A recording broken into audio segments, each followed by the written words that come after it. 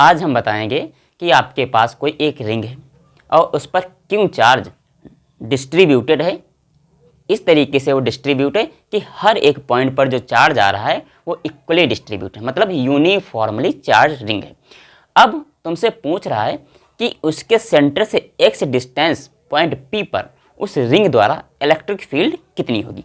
मान लेते हैं कि जैसे भाई तुम्हें चार्ज दे दिया गया क्यों, कहा ये चार्ज है क्यों, तुमने चार्ज ले लिया, तुमने क्या किया, एक रिंग ले आई, उस पर ऐसे छोड़ दिया और चार्ज जो यूनिफॉर्मली इस रिंग पर डिस्ट्रीब्यूट हो गया।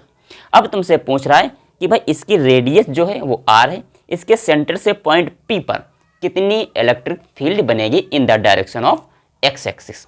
ठीक है, वही हम बताने जा रहे हैं। अगर तुम्हारे पास पॉइंट चार्ज होता, मान लेते हैं अगर तुम्हारे पास ये क्यों होता, आपस में एक जगह पर रखा होता पॉइंट चार्ज के रूप में, तो हम पॉइंट P पर कितनी इलेक्ट्रिक फील्ड आती, के क्यों भाई एक्स स्क्वायर निकाल लेते। लेकिन यहाँ पर क्या किया गया, क्यों चार्ज को पूरी रिंग पर बराबर बराबर डिस्ट्रीब्यूट कर दिया गया। तो इस कंडीशन में हम क्या करेंगे, एक हम dl छोटी सी लेंथ ले लेंगे। जैसे भाई रिंग है, रिंग को हम क्या करेंगे, ऐसे ऊपर से तोड़ दें, जैसे यही रिंग है।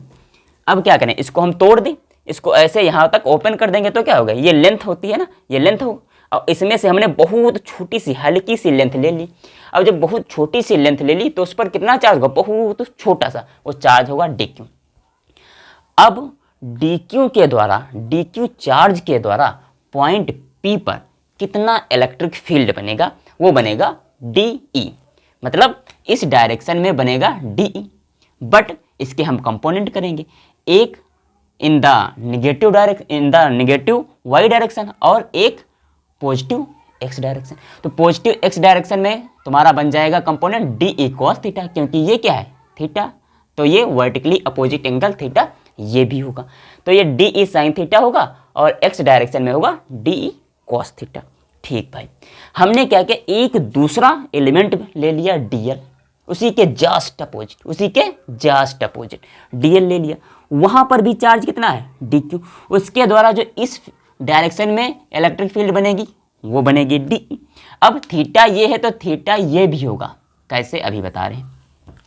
जब dE ये है, इसके द्वारा dE बना, तो यहाँ पर इस वाले इसमें क्या बनेगा dE cos थीटा, ये वाला क्या बन जाएगा dE cos थीटा। जब थीटा ये तब थीटा ये, तो dE cos थीटा, और यहाँ पर पॉजिटिव डायरेक्शन में dE sin थीटा। तो इस कंडीशन में होगा क्या कि dE sin थीटा आपस में कटकर मर जाएंगे, मतलब पॉजिटिव y डायरेक्शन में dE cos theta, negative y direction में dE cos थीटा आपस में कैंसिल हो जाएंगे। जैसे देखो, अब भाई ये रिंग है, ठीक है, यहाँ पर एक पॉइंट है सेंटर में और यहाँ से इसकी रेडियस है r, इसके सेंटर से मैंने पॉइंट P पर ले लिया, मतलब कोई एक पॉइंट ले लिया, उसका नाम दे दिया P।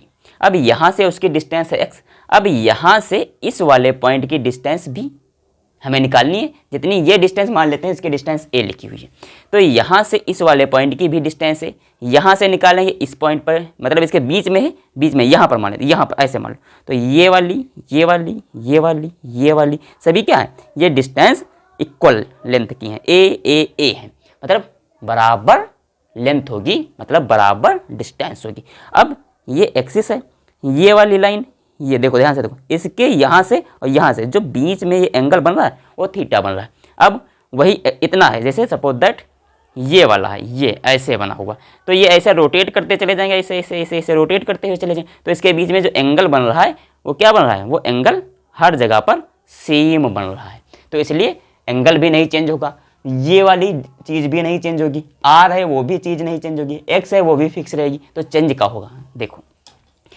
अब हमें क्या करना है, पॉइंट P में in the direction of x axis हमें इलेक्ट्रिक फील्ड पता करनी है। हम क्या करें, अब जैसे यहाँ पर था dq, उसके जस्ट अपोजिट वाला dq है, उसके द्वारा dE sin थीटा कैंसिल होगा। अब हर एक पॉइंट पर dq लेंगे, उसके जस्ट अपोजिट वाला पॉइंट dq होगा, वो क्या करेगा dE sin थीटा उसके कैंसिल हो जाएंगे, बचेगा क्या, बचेगा dE cos थीटा। अब यहाँ पर लेंगे dq, उसके जस्ट अपोजिट वाला पॉइंट होगा dq, उसके द्वारा जो dE sin थीटा होगा वो आपस में कैंसिल हो जाएगा, बचेगा dE cos थीटा। अब dE cos थीटा हम क्या करेंगे, आपस में जोड़ लेंगे। जब हम जोड़ लेंगे तो हमें पता चल जाएगा कि यहाँ पर इलेक्ट्रिक फील्ड कितनी आ रही है, क्योंकि हर एक डी क्यू के द्वारा जो इलेक्ट्रिक फील्ड बनाई जा रही है और जितने इस पर डी क्यू हैं उन सभी को हम जोड़ देंगे, उसके द्वारा इलेक्ट्रिक फील्ड हमें पता चल जाएगी। देखो, तो हमें निकालनी है ई नेट। अब इसकी इंटेंसिटी क्या होगी, हमने क्या किया, ये इंटीग्रेशन कर दिया डी ई कॉस थीटा का। ये इंटीग्रेशन क्यों करते हैं, ये क्या छोटी छोटी चीज़ों को आपस में जोड़ता है, मतलब सम्मेशन करता है ना। जैसे छोटी क्लास में पढ़ा होगा आपने सिग्मा, तो बड़ी क्लास में आ गए तो हो गया इंटीग्रेशन, मतलब उससे कुछ डिफरेंस है। ठीक है, तो इसमें क्या किया, मैंने बहुत छोटी छोटी डी क्यू को उठाकर जोड़ दिया। अब आपस में जोड़ देंगे, जितना डी क्यू होगा उसके मतलब टोटल चार्ज आ जाएगा क्यों, और उसके द्वारा इलेक्ट्रिक फील्ड आ जाएगी, जितनी होगी देखते। अब इसमें से जो वो हैं कांस्टेंट टर्म है उनको हम आपस में निकाल लेते हैं। तो यहाँ पर जो डी ई है, वैसे तो इलेक्ट्रिक फील्ड का फार्मूला क्या है, के क्यू बाई एक्स स्क्वायर, तो यहाँ पर के है, क्यू यहाँ पर कितना है, डी क्यू है, डी क्यू। अब यहाँ पर जो डिस्टेंस है पॉइंट चार्ज और जिस पॉइंट पर हमें इलेक्ट्रिक फील्ड निकालना होता है उसके बीच की डिस्टेंस लेते हैं, तो वहाँ पर है एक्स, तो यहाँ पर कितनी है, ये डी क्यू है, ये पॉइंट पी, इसके बीच में डिस्टेंस है ए, क्या है ए, तो ए स्क्वायर। ठीक है, अब कॉस थीटा देखो क्या होता है, कॉस थीटा यहाँ पर कितना है, कॉस थीटा है तुम्हारा, देखो ये क्या है, ये क्या है बेस, ये क्या है हाइपोटेन्यूज। कॉस थीटा होता है बेस अपॉन हाइपोटेन्यूज, तो बेस कितना है एक्स, एक्स अपॉन ये कितना है ए, बस। अब इसमें x क्या है, ये भी कांस्टेंट, a क्या है, a तो कांस्टेंट है ही है, k तो कांस्टेंट तुम्हारा है ही है। तो अब हम क्या करेंगे, सब कांस्टेंट बाहर निकालेंगे, k x अपॉन ये क्या हो जाएगा a q, यहाँ पर बचेगा तुम्हारा डी क्यू, डी क्यू को कर लेंगे हम इंटीग्रेट। अब हर एक पॉइंट का अगर हम डी क्यू जोड़ते चले जाएंगे, और तुम्हें बता दिया गया है पहले कि इस रिंग पर जो चार्ज है वो क्यों डिस्ट्रीब्यूटेड है, तो हम डी क्यू जोड़ लेंगे तो कितना चार्ज आ जाएगा, टोटल चार्ज तुम्हारे पास मिल जाएगा क्यू, तो के एक्स अपॉन ए स्क्वायर ए क्यूब यहाँ पर आ जाएगा क्यू, चार्ज इस पर डिस्ट्रीब्यूटेड था। अब ए कितना है, ए ये तुम्हारा राइट ट्रायंगल है, यहाँ पर ए कितना आएगा, ए स्क्वायर, वो पाइथागोरस थ्योरम के हिसाब से A square equal to R square plus X square, A की वैल्यू आएगी तुम्हारे पास R square plus X square. अब इसको हम कुछ इस फॉर्म में भी लिख सकते हैं, R square plus X square की पावर 1/2।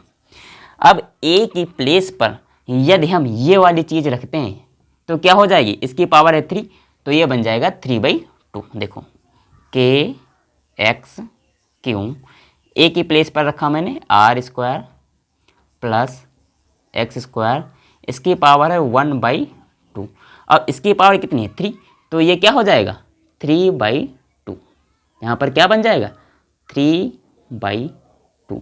तो ये तुम्हारा फार्मूला निकल के आया।